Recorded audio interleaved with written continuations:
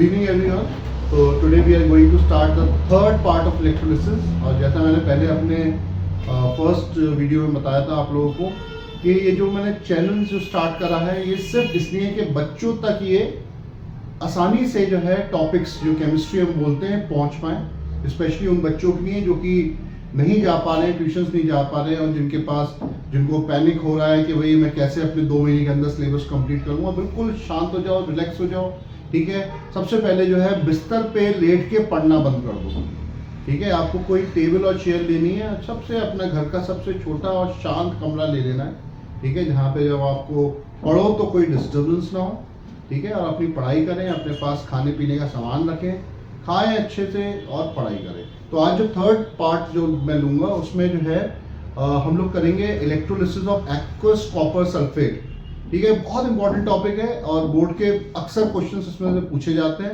उसके बाद हम इलेक्ट्रोप्लेटिंग करेंगे, ये भी बहुत इंपॉर्टेंट टॉपिक है। उसके बाद फाइनली हम इलेक्ट्रो रिफाइनिंग करेंगे। आज हम लोग का खत्म हो जाएगा इलेक्ट्रोलिसिस। और मैंने जैसे बताया था कि इलेक्ट्रोलिसिस 1 शॉट में ख़त्म हो सकता है, लेकिन 1 घंटे में ये पूरा कवर नहीं हो सकता है। इसको मैं एक शॉट में बना के भी भेजूंगा, 1 शॉट में, जिसमें आप अपने पूरा रिवीजन कर सकते हैं, अच्छे से पढ़ें।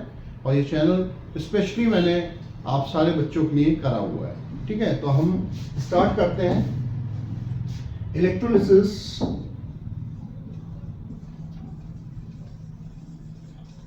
ऑफ कॉपर सल्फेट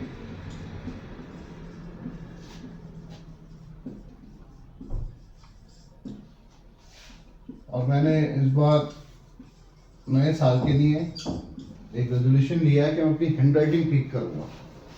और मैं बड़ी अपनी हैंडराइटिंग को देख के कभी कभी बड़ा उदास सा हो जाता हूँ, क्योंकि आप बच्चों की हैंडराइटिंग बहुत अच्छी है। मेरी तो बहुत ही मुझे ही समझ में आती है और दूसरे बच्चों को जिनको समझ में आती है तो उनको सबको चॉकलेट मिल गई, बता देना आप, ठीक है। तो electrolysis of aqueous copper sulphate, क्योंकि कॉपर सल्फेट को हम मॉल्टन स्टेट में नहीं कर सकते, एक्वस है, यानी इसके अंदर सबसे बहुत इंपॉर्टेंट है 2 कंडीशंस में हम इसका इलेक्ट्रोलिसिस करेंगे, ठीक है। तो 2 कंडीशंस में करेंगे हम इसका इलेक्ट्रोलिसिस। कैसे कैसे? जब कैथोड एनोड दोनों ही कॉपर के बने हुए हैं। इसमें सेकंड कंडीशन में जो कैथोड है वो कॉपर का है और जो एनोड है वो प्लेटिनम का बना हुआ है। बच्चों मैंने तुमको बताया था जो कॉपर सल्फेट होता है उसका जो कलर होता है वो क्या होता है? ब्लू होता है। और ध्यान रखना, बार बार जब मैं कॉपर सल्फेट बोल रहा हूं, it means it is an electrolyte. और कौन सी उसमें है? ये एक्वस फॉर्म में है और इसका जो कलर होता है दैट इज ब्लू, ठीक है। तो इसको आप नोट कर लो फटाफट। उसके बाद मैं इसको क्लीन करूंगा और आपको बताऊंगा। बहुत इंपॉर्टेंट टॉपिक है, इसको मैं लिख रहा हूं, वेरी वेरी इंपॉर्टेंट। बोर्ड के क्वेश्चंस आते हैं, भी हम 1-2 क्वेश्चंस भी डिस्कस करेंगे इसमें। फटाफट नोट कर लें।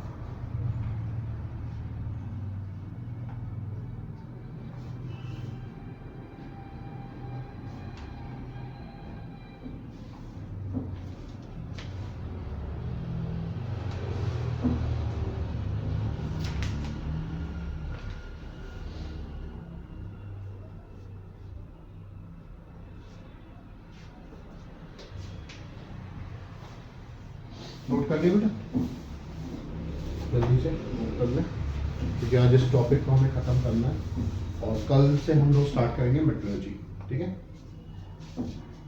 और जहाँ नहीं आता है आप मुझे पूछेंगे, ठीक है। सबसे पहले फिर से मैं रिवाइज कर रहा हूँ कि कैथोड एनोड मैंने कॉपर का लिया हुआ है और इसमें जो है दूसरी कंडीशन में कॉपर का कैथोड है लेकिन एनोड जो है प्लेटिनम का लिया हुआ है, ठीक है। एक डायग्राम देख लीजिए आप इसका, रफ डायग्राम बना रहा हूँ मैं। ये एनोड है, ये कैथोड है और इसमें ब्लू कलर का एक्वस कॉपर सल्फेट सॉल्यूशन है। थैंक गॉड कि मेरे पास ब्लू कलर का जो है राइटिंग बोर्ड मार्क करते हैं, ठीक है। और ये कनेक्टेड है आपस में जैसे मैंने बताया था,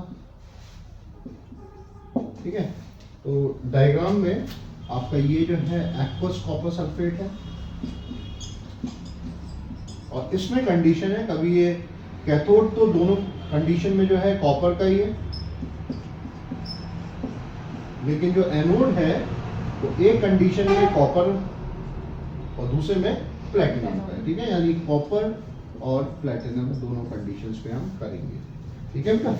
तो डायग्राम को नोट करना है तो करो, वरना बहुत सिंपल डायग्राम है, कोई ऐसी कॉम्प्लेक्स नहीं है। ज़्यादातर डायग्राम्स का जो बेस है वो मेरे इंट्रोडक्शन वाले में तुमने देखा हुआ है। तो मैं साफ कर रहा हूँ उसको।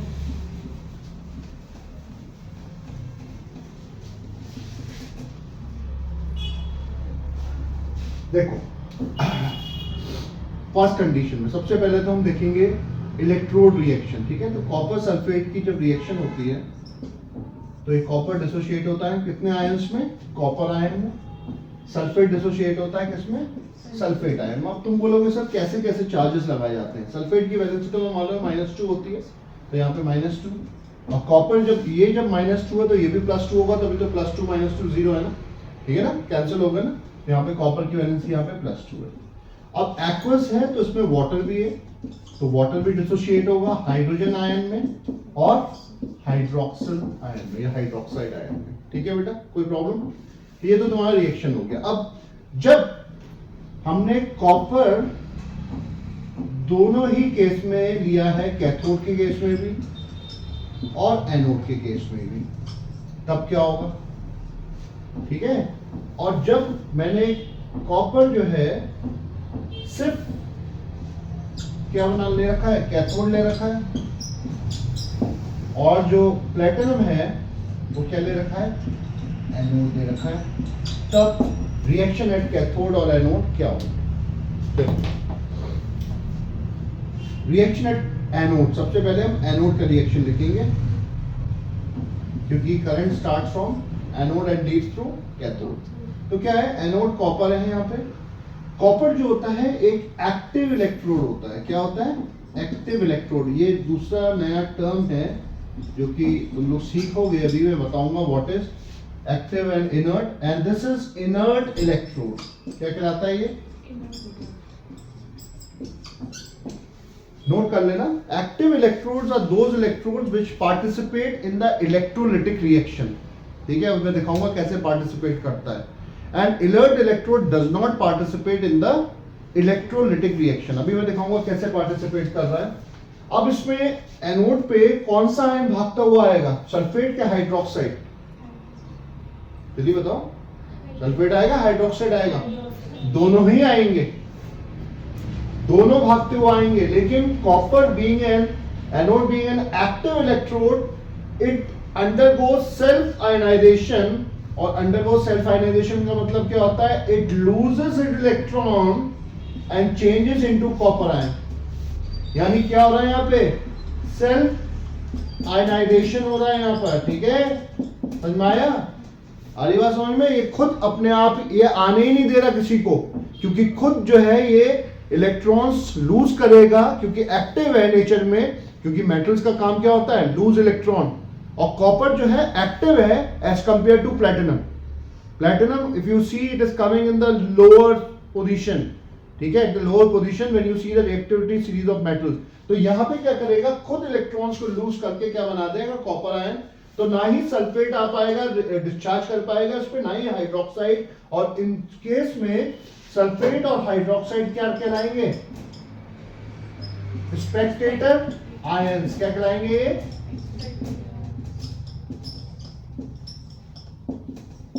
आ रहा समझ में। तो यहां पे क्या हो गया, इसने आने ही नहीं दिया नेगेटिव आयंस को, ये खुद ही सेल्फ आयनाइज हो गया, ठीक है। अब reaction at cathode, reaction at cathode क्या होगा अभी हम करेंगे पहले। अब इसके केस में आते हैं, एनोड, इसमें क्या होगा, रिएक्शन एट एनोड। इस केस में क्या हो रहा है, क्योंकि प्लेटिनम इनर्ट है नेचर में, क्या करेगा ये, इट विल नॉट गो, क्या होगा, it will not go self ionization, और it will allow the negative ions to get discharge. तो कौन सा आयन जाके डिस्चार्ज होगा? सल्फेट के hydroxide, hydroxide. Why? Because it is lower in the series.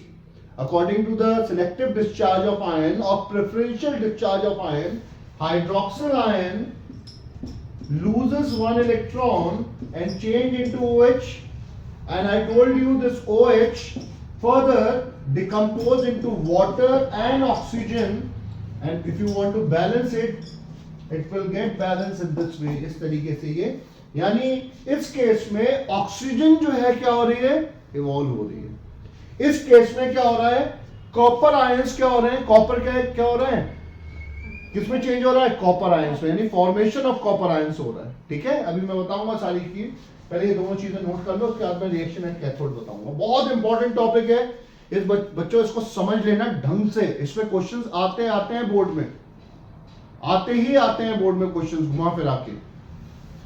Note कर लो आप लोग फटाफट।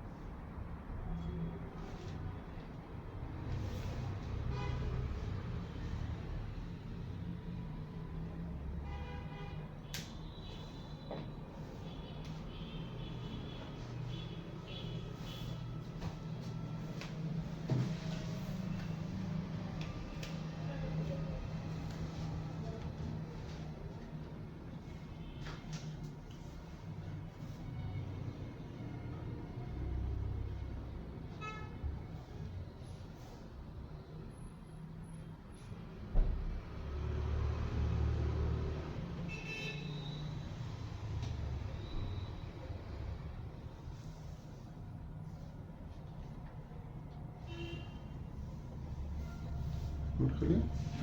डन। तो ये रिएक्शन एट एनोड आपने नोट कर लिया है। अब reaction at cathode, reaction at cathode दोनों ही केस में, कौन कौन से केस में? जब एनोड जो है एक्टिव है यानी कॉपर से बना हुआ है, और जब एनोड जो है इनर्ट है, किससे बना हुआ है? प्लैटिनम से बना हुआ है। लेकिन कैथोड जो है दोनों ही केसेस में क्या किससे बना हुआ है? कॉपर से।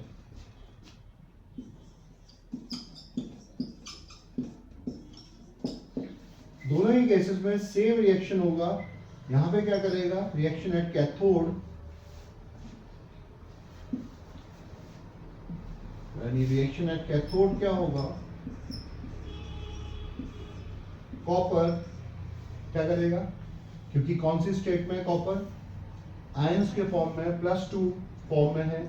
2 इलेक्ट्रॉन जो कि लूज करे थे ना, एनोड के केस में भी लूज हुए थे और उस वाले केस में भी हुए थे जब हमने प्लेटिनम लिया था। ये गेन करेगा और किसमें चेंज हो जाएगा?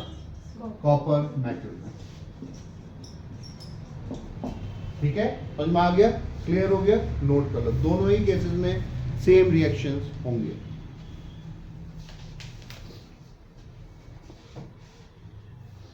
वाली जो रिएक्शन होती है इसको इलेक्ट्रोड रिएक्शन बोलते हैं।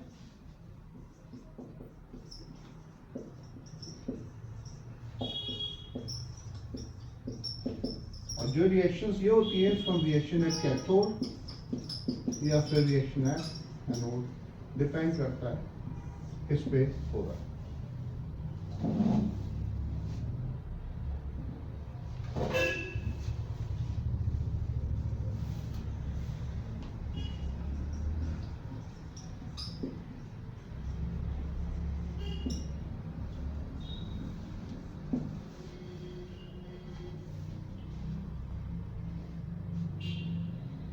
ठीक है। अब बोर्ड में क्वेश्चन क्या बनता है, इसमें बनता है कि why blue colour solution of aqueous copper sulphate does not fade when we are using anode as copper या copper as anode. Why? Because there is a constant supply of copper ions to the electrolyte. अब मैं तुम्हें समझाता हूं क्या है ये note कर लिया। अब देखो ढंग से समझो,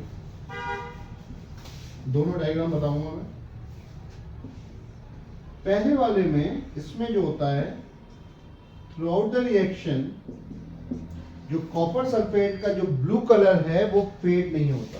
क्या नहीं होता है? फेड नहीं होता। या और इसमें क्या होता है, यानी ब्लू कलर लिख लेना, बाद में अभी नहीं लिखना। Solution does not fade।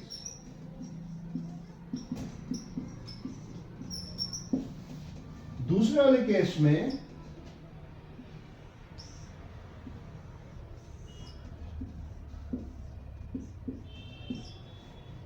ये जो ब्लू कलर है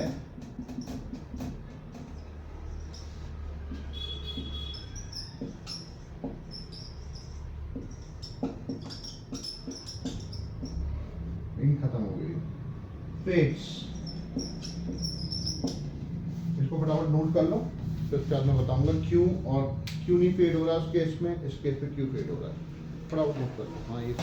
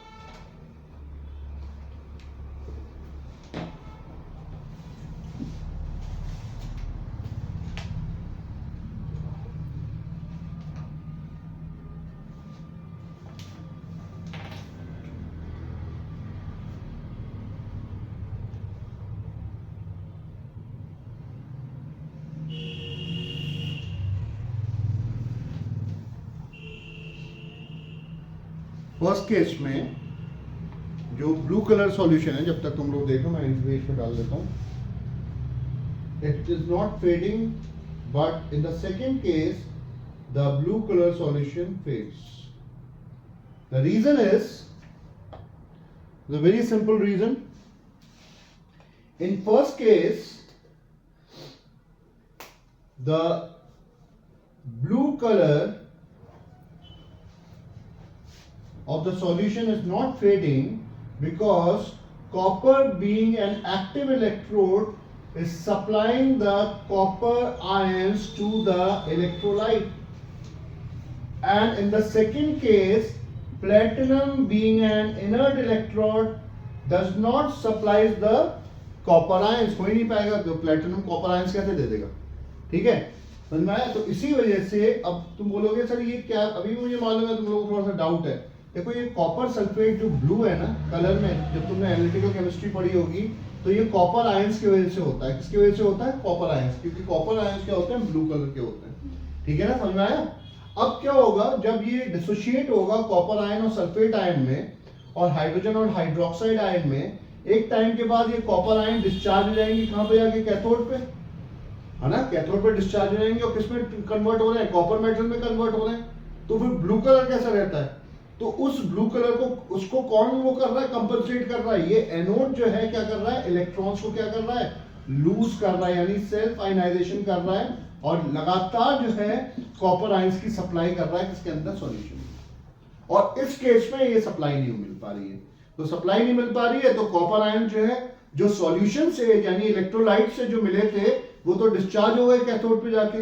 डिस्चार्ज का मतलब क्या होता है, गेन कर लेंगे 2 इलेक्ट्रॉन, किसमें कन्वर्ट हो जाएंगे, कॉपर मेटल में। लेकिन इस केस में जो है लगातार कॉपर आयंस मिल रहे हैं, ठीक है। तभी क्वेश्चन बोर्ड में पूछा जाता है कि why the blue colour solution does not fade when we are using copper as anode. तुम लिखोगे because copper being an active electrode undergoes self ionization. ठीक है, समझ में आया? तो इसको नोट कर लो फटाफट, और जो कीवर्ड्स हैं वो मैं आपको लिखवाता हूं। इट सेल्फ आयनाइजेस, और सेल्फ आयनाइजेशन का मतलब एक ही होता है, ठीक है। यहां पे लिख लो सेल्फ आयनाइजेशन, ठीक है। Why? Because copper is an active electrode,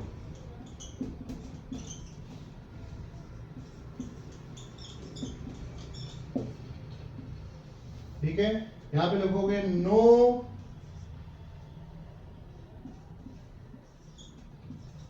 self ionization.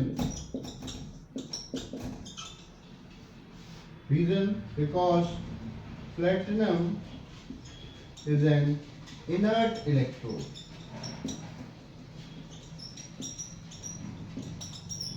Simple सा एक नंबर का क्वेश्चन आता है, उसके लिए तुम अगर एक पेज लिखोगे और सेल्फ आयनाइजेशन वर्ड नहीं लिख रहे हो, एक्टिव और इनर्ट को यूज नहीं कर रहे हो, आपको मार्क्स नहीं मिलेंगे, ठीक है।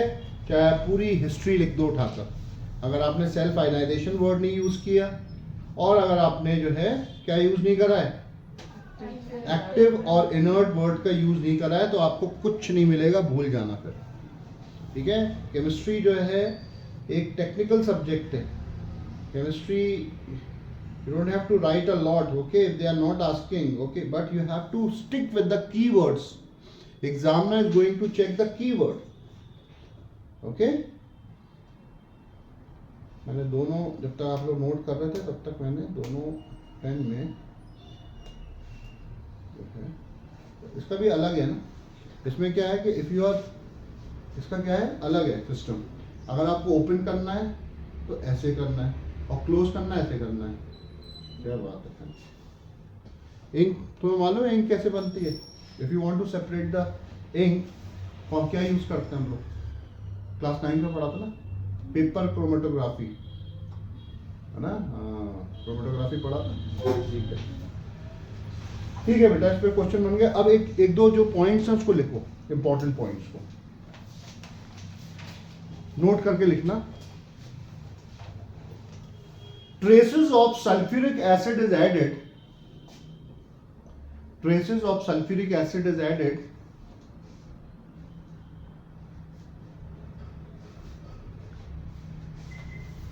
to the electrolyte,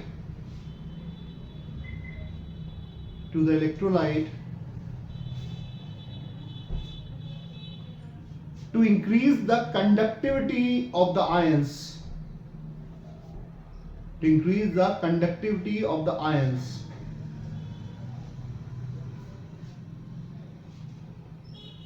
and it may prevent the hydrolysis of the electrolyte, HYDROLYSIS hydrolysis of the electrolyte.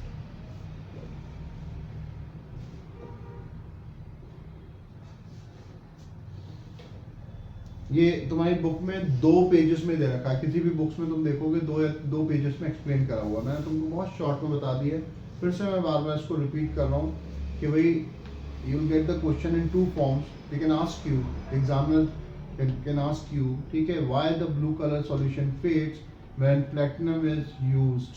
तुम्हें लिखना पड़ेगा because it does not undergo self ionization because it is an inert electrode. In the second case, why the blue color solution does not fade, because the copper being an active electrode continuously supply the copper ions, or it undergoes self ionization, ठीक है, and that makes the color blue, it remains blue in color, ठीक है, समझ में आया।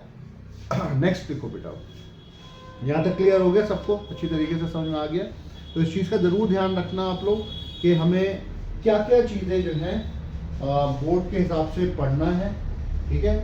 और मैंने तुम लोगों को बोला है कि मैं बहुत जल्दी नोट्स भी तुम लोगों को भेजने वाला हूँ, ठीक है। तो नोट्स आप उसमें से कॉपी कर सकते हो, और कहीं कोई डाउट हो तो आप लोग पूछ सकते हैं, डाउट में कोई प्रॉब्लम नहीं है। अब नेक्स्ट टॉपिक हम लोग जो स्टार्ट कर रहे हैं वो बहुत इंपॉर्टेंट है, electroplating. Anyone is wearing the watch? मैंने वो दिखाओ, अरे वाली नहीं। कभी तुमने वर्ड सुना है electroplated? Gold plated, platinum plated, silver plated, सुना है ना? तो होता क्या है इलेक्ट्रोप्लेटिंग, एक बहुत सिंपल सा डायग्राम बना के दिखाता हूँ तुमको। सपोज ये कि बीकर है जिसमें इलेक्ट्रोप्लेटिंग का प्रोसेस हो रहा है। जिस भी मेटल से हमको इलेक्ट्रोप्लेटिंग करनी है, जैसे अगर मुझे करनी है सिल्वर से, तो सिल्वर का मैंने क्या ले लिया है, एनोड ले लिया है। तो बोर्ड में क्वेश्चन पूछा जाता है कि भाई हमने जिस मेटल से करना होता है तो उसको हम कहाँ पे अरेंज करते हैं, ठीक है। जिस ऑब्जेक्ट को करना है, जैसे सपोज अगर मुझे स्पून को करना है इलेक्ट्रोप्लेटिंग, ठीक है, मैं रफ सा डायग्राम बना रहा हूँ, ठीक है। इसको हम लोग ऑलवेज केप्ट एज कैथोड, ठीक है। इसको हम कनेक्ट कर देंगे, जैसे मैं बताया था, ज़्यादा टेंशन नहीं ली होती है। जिस मेटल से करते हैं उसका हम सॉल्ट सॉल्यूशन लेते हैं। क्या लेते हैं? यानी अगर सिल्वर का लिया है तो हम सिल्वर का, वैसे तो सिल्वर नाइट्रेट कभी नहीं लेंगे हम लोग, ठीक है। ये स्पून है जिसको पर हमें इलेक्ट्रोप्लेटिंग करनी है, हम लेते हैं इसका सोडियम आर्जेंटोसाइनाइड। ये भी मैं रीजन बताऊंगा क्या क्यों हम ये ले रहे हैं सोडियम आर्जेंटोसाइनाइड, बताऊंगा आपको। यानी इसका सॉल्ट सॉल्यूशन लिया, कौन से फॉर्म में? सोडियम आर्जेंटोसाइनाइड एक्वस फॉर्म में, ठीक है। क्या क्या हो गया? ये इलेक्ट्रोलिटिक सेल हो गया जिसमें हम इलेक्ट्रोप्लेटिंग करने वाले। इलेक्ट्रोलिसिस की तरह ही है, लेकिन प्रोसेस मैकेनिज्म वही है, लेकिन थोड़ा सा डिफरेंट हो गया, ठीक है। इसकी हमें इलेक्ट्रोप्लेटिंग करनी है। किसकी करनी है? स्पून की। किससे करनी है? सिल्वर से करनी है। यानी ये क्या होगा? एक्टिव होगा, एक्टिव इलेक्ट्रोड है,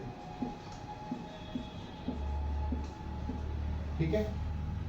रफ से तुम्हें एक आइडिया दे रहा हूँ, ये भी हमारे सिलेबस में दो ही इलेक्ट्रोप्लेटिंग है, ठीक है। एक निकल से है, एक सिल्वर से, ठीक है ना। अब देखो बहुत सारी चीजें मैं तुम्हें इसमें बताने वाला हूँ, बहुत इंपॉर्टेंट है। और उसके बाद डेफिनेशन बताऊंगा मैं, जैसे मैंने अपना बताया था इलेक्ट्रोलिसिस का, पहले मैंने टर्म्स बताए, उसके बाद मैंने इलेक्ट्रोलिसिस की डेफिनेशन बताई। इलेक्ट्रोलिसिस क्लियर है, ठीक है। इलेक्ट्रोलिसिस का पार्ट है इलेक्ट्रोप्लेटिंग। अब इलेक्ट्रोप्लेटिंग क्यों करी जाती है ये भी मैं बताऊंगा। To make the object attractive, क्योंकि लस्ट्रस हो जाता है वो, and to avoid it the rusting part. तो मान लीजिए रस्टिंग होती है तो हर चीज खराब हो जाती है, ठीक है। और जितने भी मेटल्स होते हैं उसमें से जो आयरन है वो बहुत जल्दी रस्ट होता है, ठीक है ना। और रस्ट का फॉर्मूला क्या होता है? What is the formula for rust? Fe2O3.XH2O। यानी ये लिख लो, कहीं पे लिख नहीं लो, मतलब ध्यान रखो। रस्ट का फॉर्मूला जो होता है Fe2O3.XH2O, ठीक है। X की वैल्यू 2 और 3 के, या तो 2 होगी या 3 होगी, इसको हम बोलते हैं हाइड्रेटेड फेरिक ऑक्साइड, ठीक है। रस्ट का फॉर्मूला होता है ये, ठीक है। और गोल्ड रस्ट नहीं होता, तभी तो तुम लोग जो इयररिंग्स वो पहनते हो या फिर ज्वेलरी जो पहनते हो, ज्यादातर किसकी पहनते हैं? हम गोल्ड की पहनते हैं, प्लैटिनम की पहनते हैं। सिल्वर भी हो जाता है, सिल्वर गेट टार्निश। टार्निश का मतलब क्या होता है? इट ऑल्सो गेट्स रस्टेड, ठीक है। लेकिन इतनी स्पीड से नहीं होता जितना आयरन होता है, ठीक है। अभी हम ये सब पढ़ेंगे मेटलर्जी में, तो ये आपने देख लिया। अब देखो इसमें क्या होगा, ये एक्टिव इलेक्ट्रोड है और एनोड जो है हमने सिल्वर का लिया हुआ है। इसमें से क्या होंगे? इलेक्ट्रॉन्स क्या होंगे बेटा? लूज होंगे, ठीक है। यानी मैं सिर्फ ऐसे सिंपल लिख रहा हूं कि इलेक्ट्रॉन लूज होंगे और ये किसमें कन्वर्ट हो जाएगा? सिल्वर आयन में। अब तुम कहोगे सर 2 इलेक्ट्रॉन लूज होंगे कि 1 इलेक्ट्रॉन लूज होगा? ये भी मैं तुमको बताऊंगा, ठीक है। ये सिल्वर आयन किसमें चले जाएगा? सॉल्यूशन के अंदर। और इसके अंदर भी सिल्वर आयन है, क्योंकि हमने सॉल्ट किसका ले रखा है? किसका सॉल्ट रखा है? उस मेटल का जिससे हमें इलेक्ट्रोप्लेटिंग करनी है। यानी डबल जो है बेनिफिट मिल रहा है। एक तो यहां से सिल्वर मिल रहा है इस स्पून को, और एक यहां से आ रहा है यहां पर, और उसके बाद कहां जा रहा है? यहां पे सिल्वर आयन जा रहा है। तो ये जो स्पून है वो क्या हो जाएगा? इलेक्ट्रोप्लेटेड हो जाएगा। ठीक है ना, समझ में आया। गोल्ड की जो गोल्ड वॉचेस होती है क्या होता है, इलेक्ट्रोप्लेटेड होता है वो, ठीक है, उसके बाद हम कोटिंग करा देते हैं, प्लेटिंग, ठीक है, समझ में आया, इतना क्लियर हुआ। अब देखो इलेक्ट्रोप्लेटिंग के बाद कंडीशंस हो जाती हैं। ये जो है तुमने देखा कि इस बार सर ने बहुत मोटा सा लिया है नोट, क्यों लिया है, क्योंकि ये सेल्फ आयनाइजेशन हो रहा है। सेल्फ आयनाइजेशन हो रहा है तो it will lose its mass, क्योंकि जब इलेक्ट्रॉन्स लूज हो रहे हैं तो क्या हो रहा है, उसका जो साइज है एनोड का वो भी डिक्रीज हो रहा है, तो क्या हो जाएगा, इलेक्ट्रोप्लेटिंग के बाद इसका साइज तो हो जाएगा थिन एनोड का, और जो तुम्हारा ऑब्जेक्ट जो कि तुमने ले रखा है कैथोड एज अ कैथोड, वो क्या हो जाएगा, थिक हो जाएगा, क्योंकि इसकी इलेक्ट्रोप्लेटिंग हो गई। किसकी हो रही है, किससे हो रही है, आ गया, समझ में आ गया, समझ में आया कि नहीं आया। तो what is electroplating, it is the coating of a superior metal, ये सुपीरियर है, ऑन द इंफीरियर वन और द बेसर वन, ठीक है। ये कौन सा मेटल है, बेसर, बेस है ये, और ये क्या है तुम्हारा सुपीरियर है मेटल। सुपीरियर क्यों है, क्योंकि ये अवॉइड करता है रस्टिंग को, ठीक है, क्लियर हुआ, आया समझ में। इसको अब मैं एडवांस फॉर्म में आपको सिखाऊंगा, नोट करना, नोट कर लो, रफ में नोट कर लो, बहुत अच्छा रहता है नोट करना, फटाफट नोट कर लो।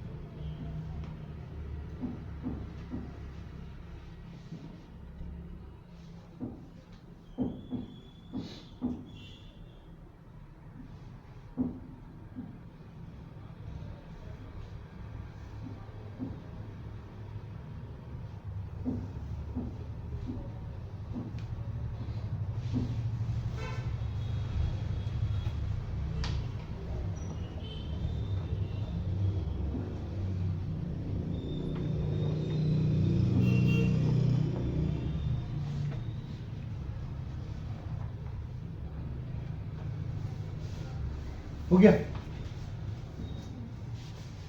हो गया बेटा, बहुत रफ डायग्राम है, उसके बाद अभी डिटेल में हम करेंगे। ये रफ बनाया मैंने, इसमें साइज जो है डिमिनिश हो रहा है, why the size is getting diminish, और why it is getting digested, because it is undergoing self ionization, because it is an active electrode.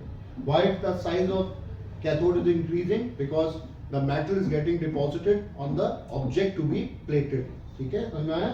और ये कंडीशन भी है कि हम अभी सारी कंडीशन बताऊंगा कि भाई क्यों हमें पॉजिटिव, हम लोग जो है जिससे मेटल से करते हैं वो पॉजिटिव साइड पे रहता है, जिस मेटल को होना होता है वो नेगेटिव साइड पे, यानी negative terminal of the battery रहता है।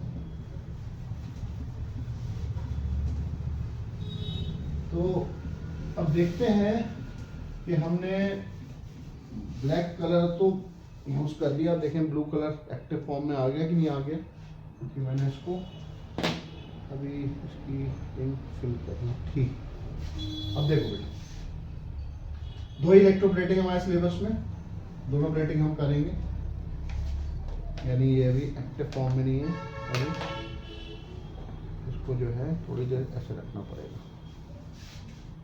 एक इलेक्ट्रोप्लेटिंग है सिल्वर से हमारे सिलेबस में, एक इलेक्ट्रोप्लेटिंग है निकल से। और मैंने तुम्हें डेफिनेशन बताई थी बेटा कि it is the coating of a superior metal. Superior metal कौन कौन से ले रहे हैं हम, गोल्ड, निकल, सिल्वर, ठीक है, समझ में आ गया। ऑन द बेसर मेटल, बेसर मेटल कौन सा हो गया, आयरन, कॉपर और आर्टिकल, ध्यान रखना मैं बोल रहा हूँ आर्टिकल। आर्टिकल मतलब क्या हो सकता है, मेटल या आर्टिकल, यानी हम हो सकते हैं हम ब्रास ले लें। Brass is not a metal, brass is an alloy. What is an alloy, it is the combination of metals, ठीक है ना, it is the combination of a metal in fixed ratios, fixed percentage, ठीक है, समझ में आ गया। और जैसे ब्रास जो है किसका अलॉय है, कॉपर और जिंक का। ये हमारे सिलेबस में है, मेटलर्जी हम पढ़ेंगे, कॉपर और जिंक का जो अलॉय है। और अलॉयज क्यों बनाए जाते हैं, जिससे कि रस्टिंग ना हो, उसकी टेंसाइल स्ट्रेंथ बढ़ जाए, इट लुक्स अट्रैक्टिव, इसलिए हम लोग अलॉयज की मेटलर्जी में हम सब पढ़ेंगे, परेशान मत हो। अब एक एक करके हम करेंगे। इसमें जो इलेक्ट्रोलाइट यूज किया है, नाम भी याद रखना है और फॉर्मूला भी याद रखना है। यह है सोडियम आर्जेंटो या आर्जेंटस साइनाइड। फॉर्मूला है NaAgCl whole twice, this is sodium argento cyanide. इसमें जो इलेक्ट्रोलाइट यूज है वो है निकल सल्फेट। प्रोसेस सेम है, इलेक्ट्रोड रिएक्शन डिफरेंट है और रिएक्शन एट कैथोड और एनोड भी डिफरेंट है।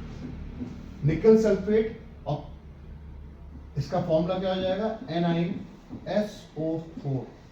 दोनों ही एक्वस फॉर्म में, ठीक है, ध्यान रखना, ये भी एक्वस फॉर्म में है और ये भी एक्वस फॉर्म में है। क्यों, why it is in aqueous form, question पूछ सकते हैं। Because if they are in solid form, its ions are not free to move, ठीक है, it can not conduct electric current. Why, due to the presence of strong electrostatic forces of attraction. ध्यान रखना, ठीक है। Vendor walls मत लिख देना, vendor walls किसमें होती हैं, कोवेलेंट में होती हैं, ठीक है। तो कोवेलेंट से हमें मतलब नहीं है, हमें तो सिर्फ पोलर कोवेलेंट से मतलब है। अब इलेक्ट्रोड रिएक्शन दोनों का करेंगे और रटना नहीं है, समझना है।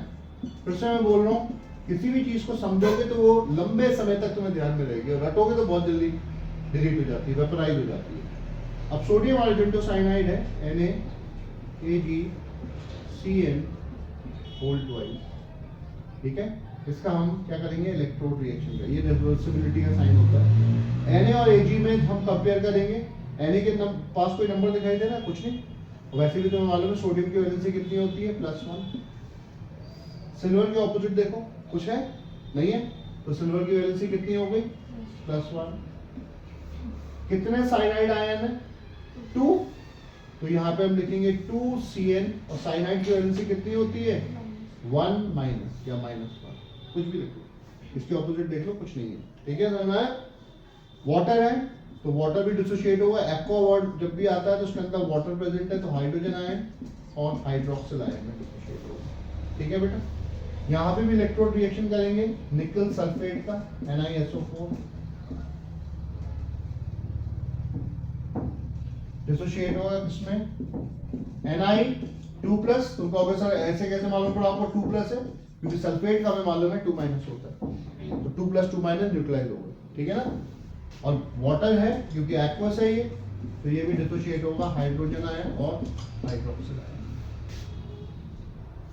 Reaction at anode,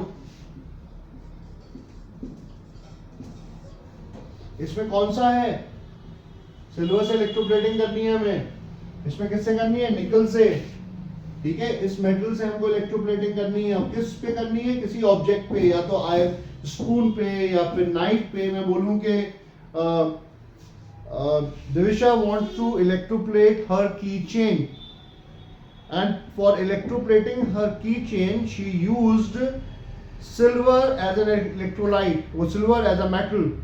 Name the electrolyte used, name the anode used, name the cathode used, ठीक है। कैथोड क्या हो जाएगा, योर कीचेन, ठीक है। एनोड क्या हो जाएगा, सिल्वर।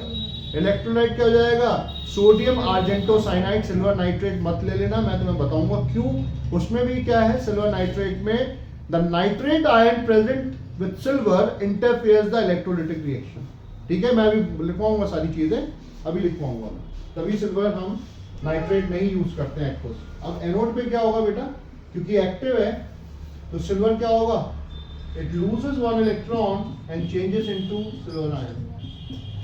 इसमें भी क्या होगा, रिएक्शन एट एनोड में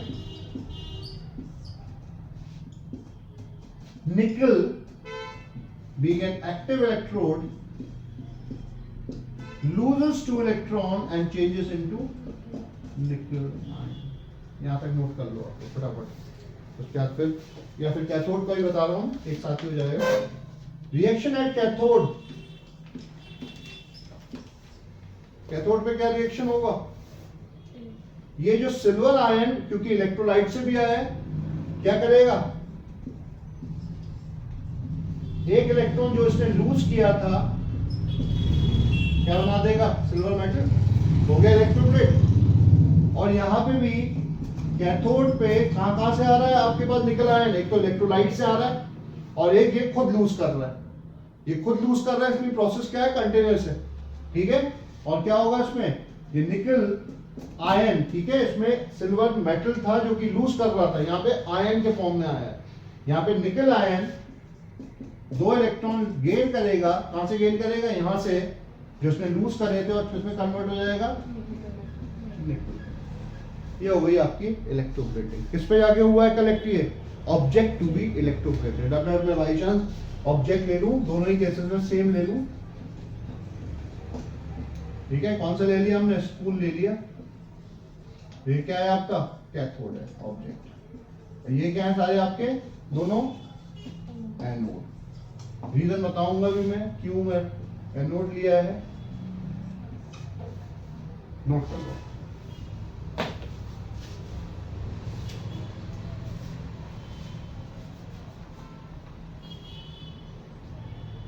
Come in. नीचे।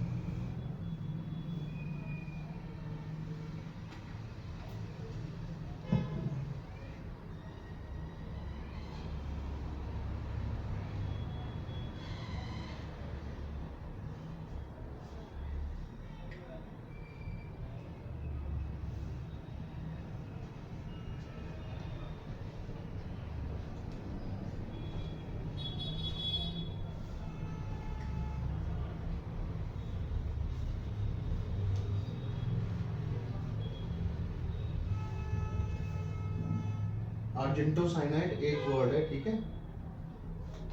आप स्मॉल ए से ही लिखना या कैपिटल ए से लिखना, लेकिन कोई प्रॉब्लम नहीं है, लेकिन कोशिश करना कि स्मॉल ए से भी लिखो। सोडियम अलग है, आर्जेंटो साइनाइड एक वर्ड है। Sodium argento cyanide.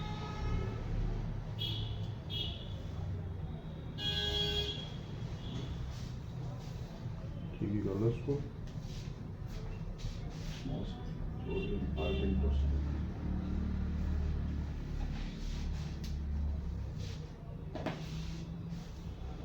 बहुत इंपॉर्टेंट टॉपिक है, this is very very important. Board में कुछ पूछे जाते हैं, आते हैं इसमें, और बच्चे कंफ्यूज होकर कभी कभी गलत कर देते हैं। आसान, मार्क्स लूज नहीं करना है अननेसेसरी।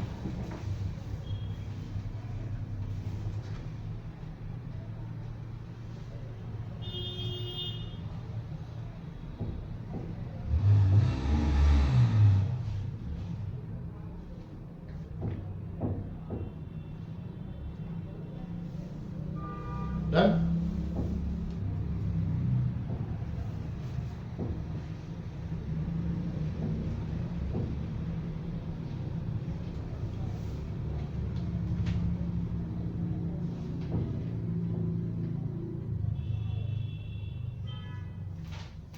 ओके, अगर नाइशा ये बोल दिया जाए कि you have to electroplate a knife made of iron and copper is used as an active electrode, so just label it as cathode, anode and electrolyte। कौन सा एनोड होगा, कौन सा कैथोड होगा, कौन सा इलेक्ट्रोलाइट होगा? कीचेन क्या होगा बेटा? या वो सॉरी नाइफ क्या होगा? नाइफ को करना है। हाँ, cathode. Very good, knife will be cathode. Anode क्या होगा? Sir copper. Very good. Electrolyte क्या होगा उसका कृष्णा? एक्वस कॉपर समथिंग, है ना, उसका सॉल्ट सॉल्यूशन ले लेते हैं, ठीक है ना, समझ में आया? समझ में आया क्या? क्लियर? अब एक क्वेश्चन पूछूं, why the size of anode diminishes after the electroplating? Because of self ionization, because anode is active electrode, ठीक है ना, समझ में आ गया? क्लियर हो गया? अब फटाफट लिखो क्वेश्चंस, ठीक है, फटाफट क्वेश्चंस लिखना है। ये एक्सप्लेन गिविंग रीजन में भी आ जाता है, ये कभी कभी कंप्लीट द फॉलोइंग सेंटेंस में भी आ जाता है। लिखो फटाफट, देखो एक एक करके लिखना है। Explain giving reasons,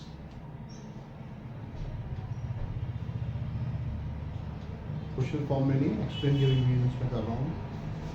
number 1, article to be electroplated is always placed at the cathode. Article to be electroplated is always placed at the cathode.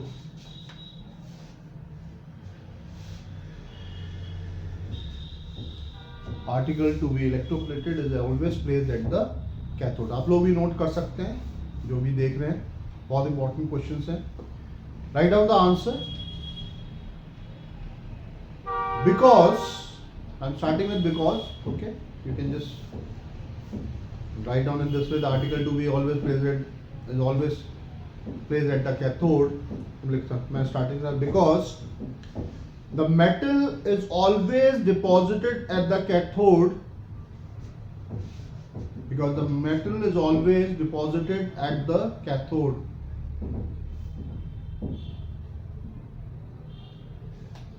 Bracket में लिख लो, cations get discharged at cathode. Cations gets discharged at cathode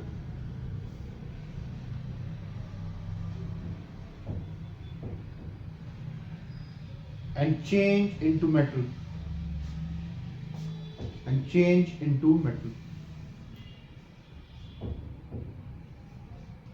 Second question, second explain giving reason.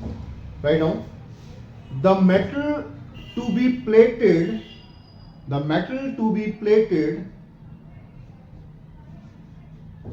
on the article, the metal to be plated on the article is always made the anode.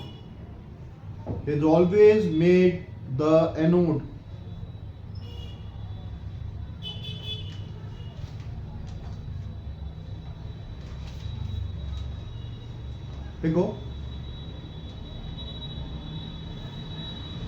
Answer लिखो। Because the anode being an active electrode,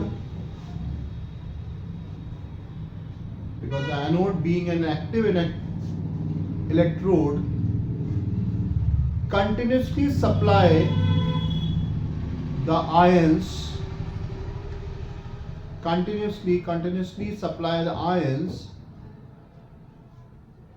due to self ionization.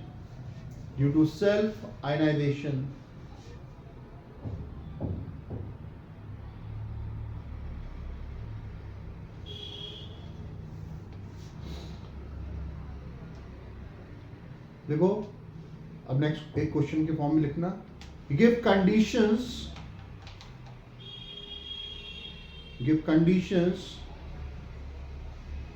to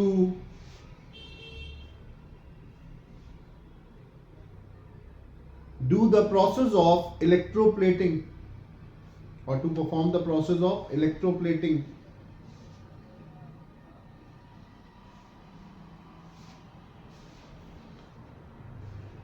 देखो, लो current,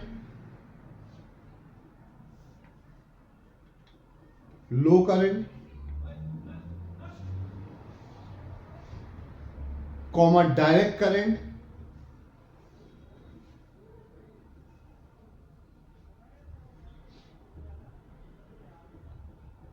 low current and a direct current for a longer duration of time is used. For a longer duration of time is used to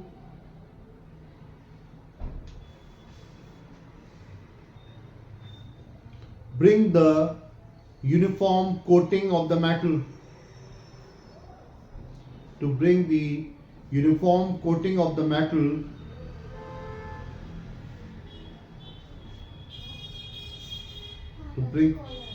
to bring the uniform coating of the metal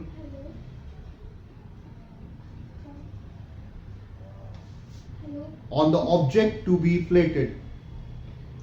On the object to be plated. On the object to be plated. ठीक है? एक question लिखो. Why alternating current is, why AC current is not used? ये भी आ जाता है ना. Why AC current, AC is not used यानी alternating current is not used. Okay? AC का मतलब एयर कंडीशनर मत समझ लेना. Why air conditioner is not used? Why alternating current is not used? Answer simple सा है. It makes the uneven coating. It makes the uneven coating of the metal on the object to be plated. On the object to be plated. ठीक है बेटा. फिर इन questions में से ही तुम लोगों को, अभी तुम बोर्ड का क्वेश्चन जब स्टार्ट करोगे ना, स्टार्ट कर दो बच्चा. आज जो है जितने भी 10 ईयर्स के पेपर्स हैं तुम्हारे बुक में भी दे रखे हैं, सारे क्वेश्चंस कर लेना आज. ठीक है? कल मैं एक रिवीजन टेस्ट लूंगा तुम लोग का, छोटा सा 15 मिनट्स का लूंगा, 10 या 15 मिनट्स का. ठीक है? छोटा सा टेस्ट लूंगा और उसमें ज़्यादा पैनिक नहीं होना. टेस्ट का मतलब ये नहीं होता कि तुम्हारे मार्क्स, टेस्ट का मतलब ये है कि तुम्हारा कितना अभी है दिमाग में बचा हुआ है.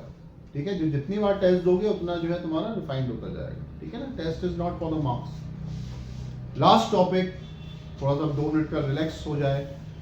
Close your eyes, remove your specs if you are wearing it, and as you all know I am the,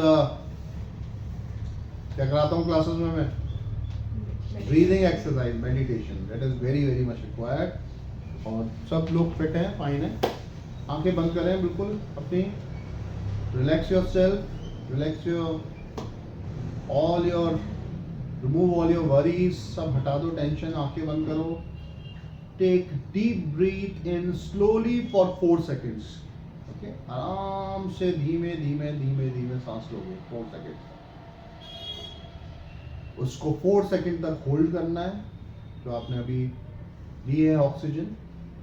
और जब हम ब्रीथ इन करते हैं तो your belly should come outside, यानी ये ऐसे बाहर आना चाहिए. ठीक है? और जब एक्सेल करेंगे तो धीमे धीमे करेंगे 4 सेकंड्स में. वैसे तो इसका रेशियो अलग अलग है, लेकिन मैं तुम लोगों को स्टार्टिंग है 4 सेकंड कैसे करेंगे. और उस समय आपका पेट जो है बिल्कुल अंदर चले जाना चाहिए.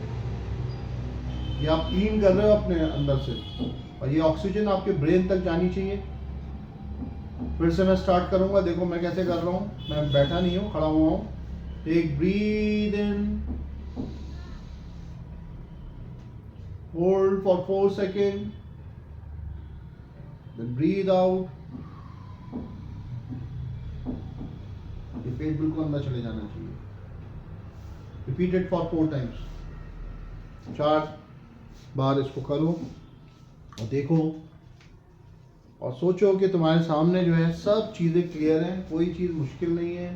एग्ज़ाम्स तुमने बहुत बार दिए हुए हैं, अब से नहीं. तुम जब प्ले ग्रुप में थे तब से एग्ज़ाम देते हुए आ रहे हो. ये बोर्ड एग्ज़ाम्स कोई बहुत टफ नहीं है, इसलिए अपने आप को पैनिक नहीं करना है. रिलैक्स रहना है बिल्कुल. इससे बड़े बड़े तुमने एग्ज़ाम दिए हैं, इससे बड़े बड़े तुम लोगों ने अपने लाइफ में हर्डल्स देखे हैं. ठीक है?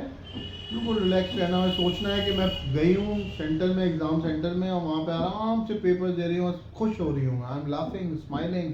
हंसना मत. एग्ज़ाम हॉल में कहीं हंसने लगो तो एग्ज़ाम में बाहर निकाल देगा.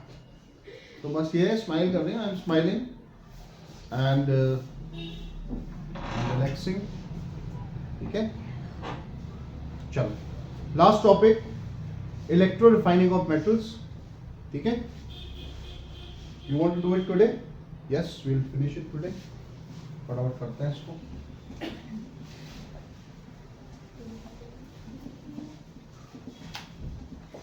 Electro refining of metals is just similar to the topics that we finished just now. अभी हमने जितने भी टॉपिक्स करे हैं उन सबके जैसे ही है ये, ठीक है।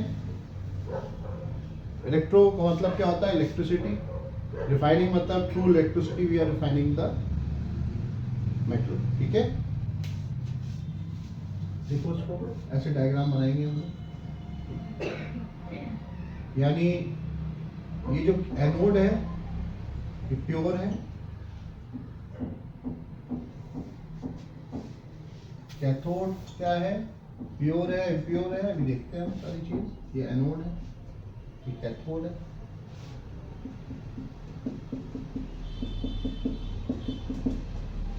ठीक है। इस डायग्राम को ऊपर से लाओ, इसको थोड़ा थिन कर दो, जिससे कि तुम्हें याद रहेगा कि हमने ऐसा टॉपिक किया था। कनेक्टेड है ये तो तुम्हें मालूम है, बिना कनेक्शन के तो इलेक्ट्रोलिसिस का प्रोसेस होगा नहीं।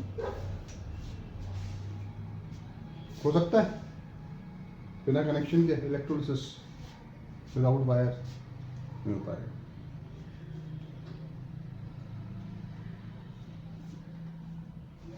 ये जो एनोड है ना, this is a thick block,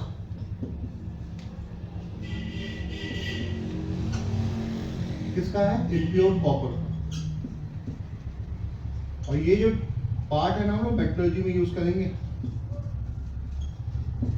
ये क्या है? थिन ब्लॉक या थिन शीट, ब्लॉक नहीं कहेंगे, thin sheet of pure copper.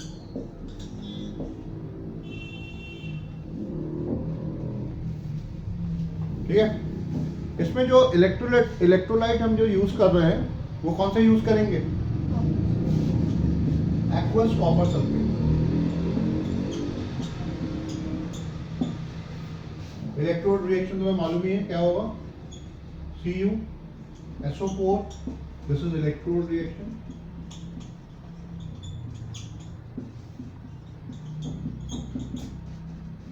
Dissociates into copper ion or sulfate ion. Hydrogen, water is also there because it is aqueous. It dissociates into hydrogen ion and hydroxide ion. फिर से वही process चलेगा। Anode पे self ionization होगा, यहाँ पे मैं लिख देता हूँ SI, तो समझ जाना, सेल्फ आयनाइजेशन। इम्प्योर है, इलेक्ट्रॉन्स को लूज करेगा और किसमें कन्वर्ट हो जाएगा? कैथोड पे क्या रिएक्शन होगा? ये दो इलेक्ट्रॉन गेन करेगा जो उसने लूज करे थे और किसमें मिल जाएगा हमको? कॉपर। यानी इलेक्ट्रो रिफाइनिंग हो रही है इम्प्योर कॉपर की, यानी ये जो थिक ब्लॉक था इम्प्योर कॉपर का कन्वर्ट कर दिया किसमें? प्योर में, जब जाके यहाँ पे कनेक्ट हुआ। देखिए इसमें थोड़ा सा ध्यान रखना, कुछ जो इम्प्योरिटीज हैं वो यहाँ पे हमको मिलेंगी जस्ट बिलो द एनोड, यहाँ पे मिलेंगी कुछ इम्प्योरिटीज और इसको हम बोलते हैं एनोड मड। क्या बोलते हैं?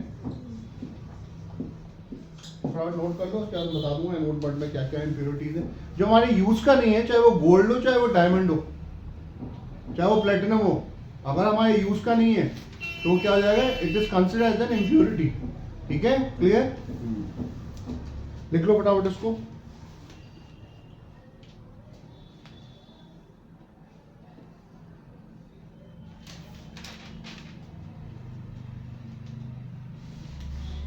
एनोड मड को हम लोग स्लाइम भी बोलते हैं। क्या बोलते हैं? स्लाइम। और इसके अंदर गोल्ड भी है, गोल्ड का फॉर्मूला तो मालूम है, AU होता है, और सिल्वर भी है, और सिल्वर का फॉर्मूला क्या होता है? Ag. ये insoluble impurities हैं. कौन सी हैं ये? Insoluble impurities हैं. That's why it's settled down as anode mud.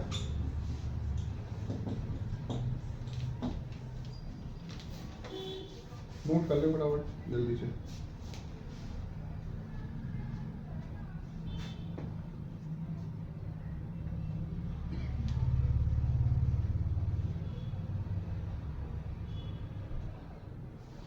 देखो impurities such as zinc and iron,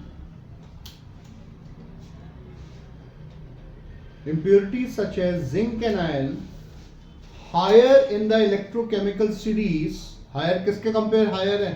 copper के. higher in the electrochemical series as compared to copper iron, as compared to copper iron, ionize, IONI लिखो, IONISE, ionize itself,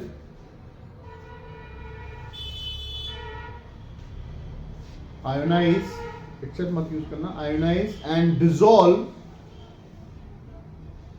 in the electrolytic copper sulfate solution, in the electrolytic copper sulfate solution.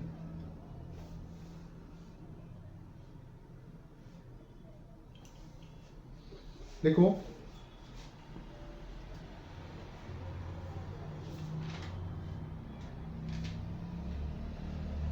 Note पे लिखता है zinc, note NOT note, zinc Zn, Pb, Cu,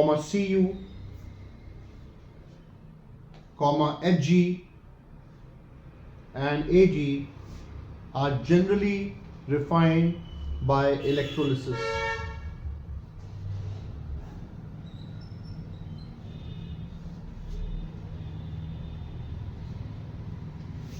Generally defined by electrolysis. Second point लिखो, इसका बहुत important है. Metals which are extracted by electrolysis. Metals which are extracted by electrolysis, that is highly electropositive metals. That is highly electropositive metals are already deposited at the cathode. Are already deposited at the cathode in the pure state,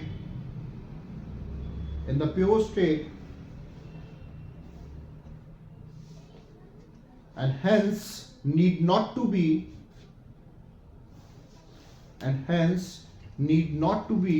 refined